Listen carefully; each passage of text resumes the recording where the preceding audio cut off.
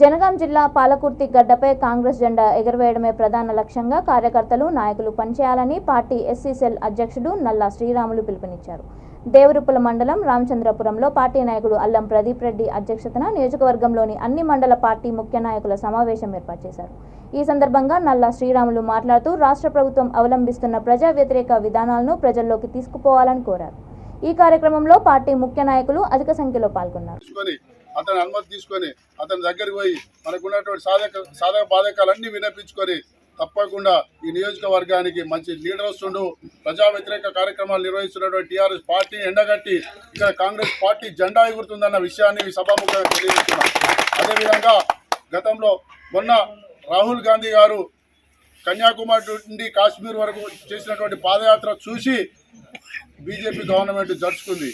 ఆ ఆదరణ చూసి ఆ రోజు బీజేపీ గవర్నమెంట్ రాకముందుకు ఇచ్చినటువంటి హామీలు ఏంది, ఈరోజు నిర్వహిస్తున్నటువంటి పరిపాలన ఏంది, పరిపాలన సరైందా కాదా, ప్రజా వ్యతిరేక కార్యక్రమాలు నిర్వహిస్తూ అదాని అంబానీల కోసమే మన ధనాన్ని దోచిపెడుతున్న సంగతి ప్రతి విషయాన్ని ఆధారాలతో సహా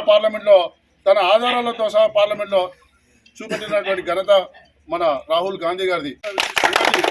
సభాముఖంగా తెలియజేస్తున్నా. అదే విషయాన్ని ఇక్కడికి వచ్చినటువంటి ముఖ్యులందరికీ హృదయపూర్వక ధన్యవాదాలు తెలియజేస్తూ మీ అందరికీ ఇలాంటి అపోహలు బంద్పెట్టి మన అందరం కాంగ్రెస్ పార్టీ కోసం పనిచేద్దాం, కాంగ్రెస్ పార్టీని గెలిపించే మార్గంలో మనం ప్రయాణిద్దాం, ఈ అవినీతి పాలనను నిలదీసే విధంగా మనం ముందుకు సాగుదామని ఈ అవకాశం ఇచ్చిన పెద్దలందరికీ నియోజకవర్గ ముఖ్య నాయకులందరికీ హృదయపూర్వక ధన్యవాదాలు తెలియజేస్తూ చిన్న చిన్న అదాని అనే పేరు ఉన్నాలే లంగాలు అన్నట్టు దానికి కోర్టులో కేసేసి మనని పార్లమెంట్లో సభ్యత్వం రద్దు చేసిన దుర్మార్గపు ఇది ప్రజాస్వామ్యంలో ఇది బ్లాక్ డేగా మనం గుర్తించాల్సిన అవసరం ఉంది. ఇంకో విషయం చెప్తున్నా, ఇక్కడ ఉన్నటువంటి తెలంగాణ రాష్ట్రం అనేక కళలతో తెచ్చుకున్నటువంటి 1200 మంది విద్యార్థులు యువకులు ఆత్మ బలిదానాలు చేసుకొని తెచ్చుకుంటే మన సంకల్పం వేరు, మన లక్ష్యం వేరు.